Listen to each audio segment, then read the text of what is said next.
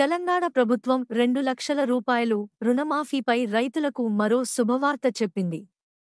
July 16న అధికారులతో చర్చించి రూ.1,00,000లోపు ఉన్న పంట రుణాలను జూలై 18న మాఫీ చేస్తామని ప్రకటించారు. బుధవారం మిగిలిన రుణమాఫీని 2 దశల్లో డబ్బులు చెల్లిస్తామని సీఎం రేవంత్ రెడ్డి తెలిపారు. రూ.1,00,000 వరకు తీసుకున్న పంట రుణాలను జూలై 18న రైతుల ఖాతాల్లో డబ్బులు జమ అవుతాయని తెలంగాణ ప్రభుత్వం తెలిపింది. రూ.1,50,000 వరకు తీసుకున్న క్రాప్ లోన్స్ జూలై చివరికల్లా రుణమాఫీ చేస్తామని బుధవారం ప్రభుత్వం ప్రకటించింది.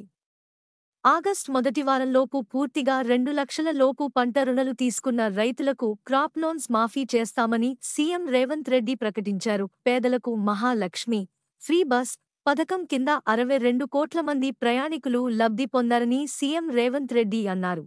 గృహ జ్యోతి 200 యూనిట్ల లబ్ధి స్కీమ్ 46 లక్షల గృహాలకు అందుతుందన్నారు.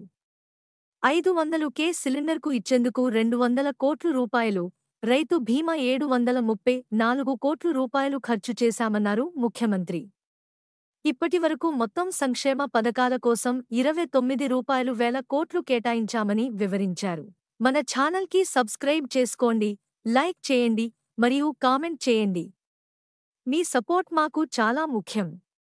కొత్త వార్తలు మరియు అప్డేట్స్ కోసం బెల్ ఐకాన్ని నొక్కండి.